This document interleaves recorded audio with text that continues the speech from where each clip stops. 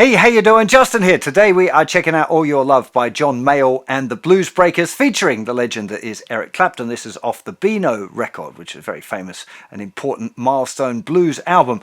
We're not, however, going to be going anywhere near any of the Eric Clapton parts because this is a beginner level play along for people who have got their open position minor chords down. So you need A minor, D minor and E minor open chords. Okay, it's really, really important that you kind of got to handle on those chords before you try and play the tune. But this is a great song to practice it because it's just using those three chords. It's kind of a minor blues most of the way through. So it's a really handy chord progression to get to grips with. A very, very popular song, actually. Some really nice riffs. If you're playing with people that are better than you, they might be able to join in playing some of the lead lines. Nice one to solo over if you're into improvisation. There's one little quirk in the tune, which is kind of about 3/4 of the way through the song. The feel changes.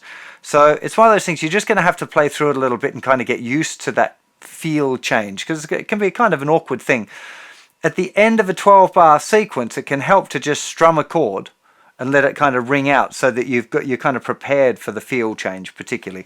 It's not a bad habit to get into anyway with this tune, because quite often they're like little lead breaks or melodies that come in just at the end of the 12-bar cycle, which we start with as well. So after the 4 count, there's 1 bar, a little bit of melody that leads us into the beginning of the song. So let's go for it.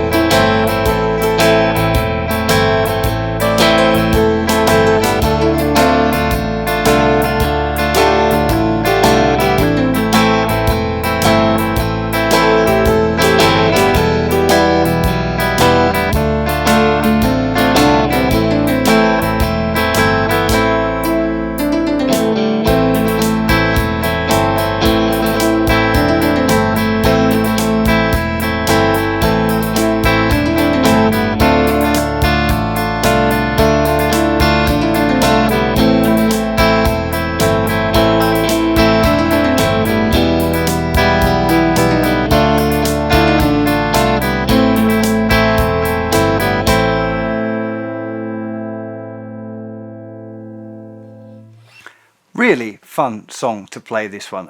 Of course, it's great for working on your chord changes between your A minor, your D minor and your E minor, but also great for exploring different strumming patterns, trying to get a bit of your shuffle on and get the feeling of that as well, because I'm hoping that you picked up on that, right? So the first part, we've got this, where it's 1, 2 and 3 and 4 and 1, and then it goes into a 1 and 2 and 3 and 4. And that second one, I tend to think of it, I call it chunka chunka, okay? Just because if I say chunka chunka chunka chunka chunka chunka chunka chunka, gives me that kind of feel. And that's what my teacher, when I was about 10 or 11, he taught me. It was called chunka chunka blues. Thanks, Pete Thompson.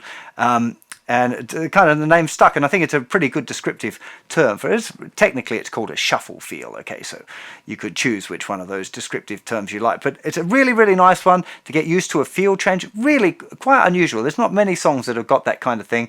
And like I said, if you know somebody who's a bit of, an explorer guitar player into improvising and into Eric Clapton and stuff like that, they'd love it for you to be able to play along with this one as well, because you can just jam along, keep your chords nice and simple, explore your strumming patterns while they break out their fancy Eric Clapton licks, and you have a pretty great jam together. So hope you enjoyed this one. Remember, there are hundreds more beginner songs over on my app. There'll be a link in the description if you want to check it out. It's available for Android and iOS.